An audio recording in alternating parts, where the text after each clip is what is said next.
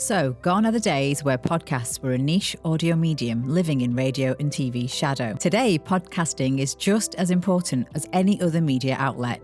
And because of this, in 2025, it feels like a new podcast is appearing every few seconds. Some of these pods, don't get me wrong, have gone on to greatness, breaking through the mold and becoming household names. What about the ones that have missed the mark? There are undoubtedly more failed podcast ventures out there than successful ones. According to Chris Williamson over on the Modern Wisdom podcast, most shows just after 3 episodes end. And get this, shows that reach 21 episodes are actually in the top 1% of podcasts online. So why does this happen? And what can you learn from them for your own podcast? In this video, we'll take a look at just that. So let's get into it. Before we kick off, I just wanted to let you know about the Audio Insider newsletter. It's chocked full of brilliant articles and videos from across the audio industry and regularly shares discounts with platforms such as radio.co and matchmaker.fm. Plus, there's loads of updates and news across the audio industry, so you'll always be in the loop with the latest trends. Head to the link in our bio to sign up today and access the month's discounts. Problems and how to solve them. So there are a few key reasons why this is happening. Firstly, a lack of planning and commitment. Many podcasters begin without any clear goals or a defined target audience, making it really difficult to create compelling content and gauge success. The time commitment required for podcasting is often underestimated, especially with tasks like planning, recording, editing, and promotion taking more effort than anticipated. Inconsistent publishing schedules also contribute to the problem, as listeners value regular content and unpredictable releases can disrupt audience growth. To increase your chances of success, start with thorough planning and preparation. Define your niche, identify your target audience, and create a content calendar to ensure consistency and variety. Seriously, setting realistic goals and gradually increasing your ambitions can also prevent early discouragement. Do all of this before recording a single thing. Something else to try before you're recording your first episode is recording a pilot episode. Now, this is something that you can release or you can just test just as an episode. Keep it private. The main purpose of this experiment will be to identify what works and ideally what doesn't. Another important thing to remember is that a great idea for a podcast episode, like one single one, might not necessarily be a good idea for a podcast series. And what I mean by that is that a concept could work well for a 30-minute episode, but quickly grows old or becomes really hard to replicate over several episodes. For example, if I was to interview a celebrity in episode 1 and then keep interviewing that same celebrity over and over again in each episode, it's probably going to get boring. But if you interview different people each week, but potentially have a common ground that links them, then you're onto a winner. And a great example of that is the podcast Off Menu. In this, the host interviews someone different each week, but the common theme is the same. He asks everyone the same food-related questions. What would you rather have as a starter, main, and pudding if it was your last meal? And this concept could potentially run forever, as long as the host remains interested. Technical and creative hurdles can be just as soul-crushing to podcast newbies. Poor sound quality due to inadequate gear or editing techniques can also be a major turn-off for the listeners, and that can make the host lose pride in their work and therefore probably won't share it. Creatively as well, some podcasters struggle to consistently generate engaging content, running out of ideas very quickly or failing to find their unique voice. The vulnerability of putting yourself out there can also lead to a lack of confidence, with slow initial growth or negative feedback causing some to potentially give up. Focus on quality by investing in decent equipment too. And we don't mean breaking the bank to buy the best of the best. I'm just talking about getting something that sounds decent and isn't just your laptop's built-in microphone. It can be secondhand or just a low-end microphone, but please, please, please, honestly, get yourself a proper microphone. Mastering basic editing techniques also before starting your podcast can be really, really useful. It avoids any panic later down the line when you're trying to release something on time. Finally, marketing and promotion play just as much of a crucial role in podcast success than the podcast itself. Simply publishing episodes isn't enough. Effective marketing is essential to attract and retain listeners. Without a defined audience, it's difficult to tailor content and marketing efforts effectively. Many podcasters also fail to utilize social media, cross-promotion, or other marketing strategies to expand their reach. Promote your podcast through social media, do collaborations, and by actively seeking listener feedback. Most importantly, try and stay committed. Post regularly on places like TikTok and Instagram and find keywords and hashtags to utilize in finding your audience. Building a successful podcast takes time and effort. So please be patient and stay persistent. Publish regularly, continuously learn and improve your skills. By focusing on consistency, quality and engagement, you can build a loyal audience and achieve your podcasting goals. Podcasts that disappeared and why. Now, there are still some reasons why you might find your podcast disappearing after a few episodes. The main one being that you just don't enjoy it.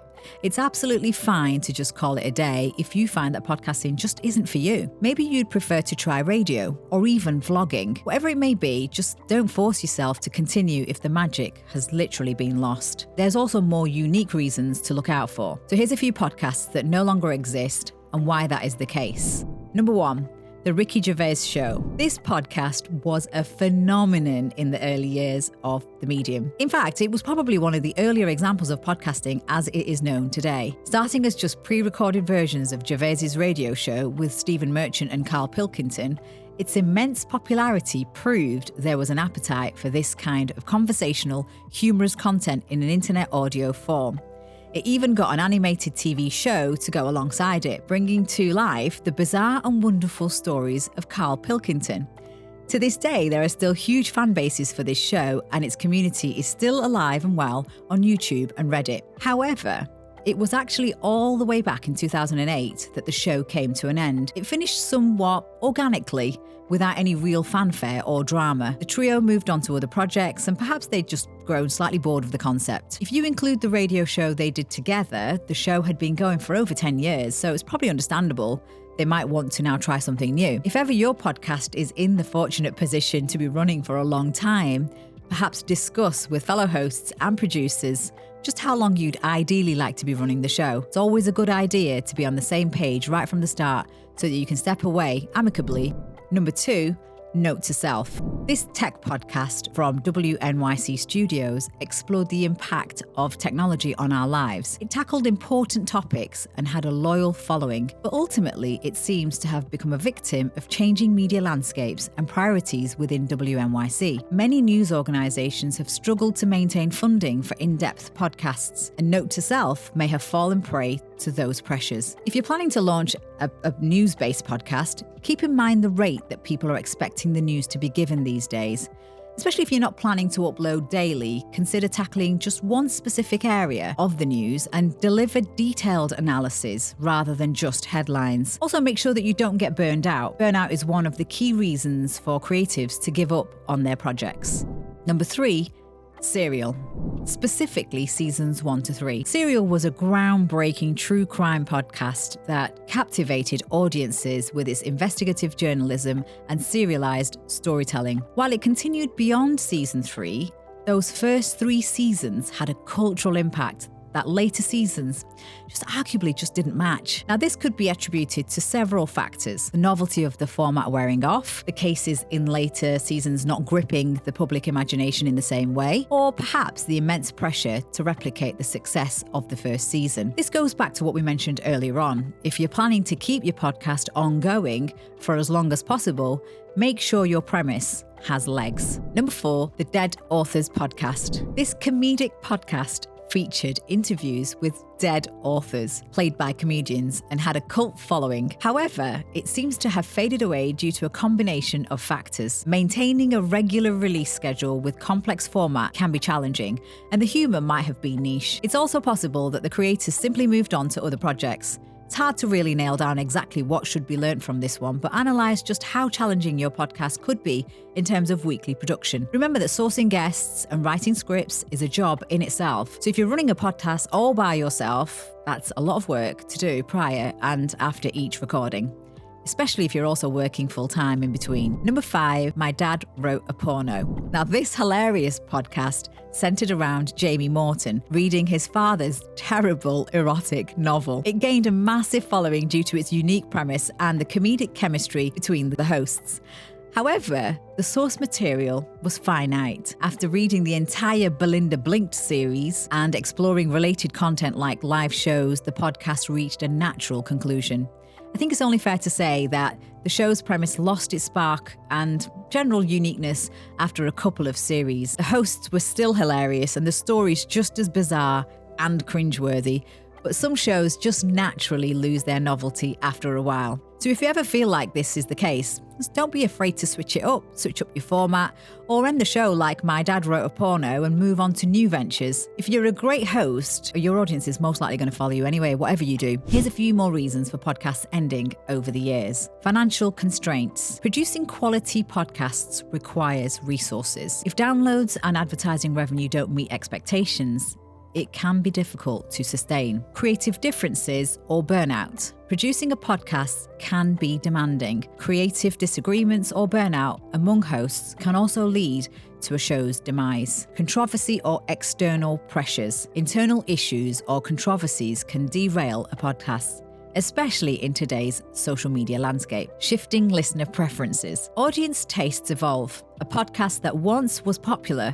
might actually lose its appeal over time. It's worth noting that the podcasting landscape is constantly changing. While these podcasts have ended, they've all left their mark on the medium and paved the way for new shows to emerge. So, if you're on the brink of releasing that 4th episode, but not sure it's worth it, all I will say is just do it. Like I mentioned at the start, podcasts that reach just 21 episodes are in the top 1% of all podcasts. So once you get to that point, you're bound to start seeing more people discovering your show. Likewise, if you're finding that podcasting just isn't for you, then please don't be afraid to call it a day. Don't force yourself. Ultimately, if podcasting is just a hobby for you right now, you just need to be having fun. As always, if you enjoyed this video, make sure you hit like, click subscribe, and ring the bell. Thanks for watching and happy broadcasting.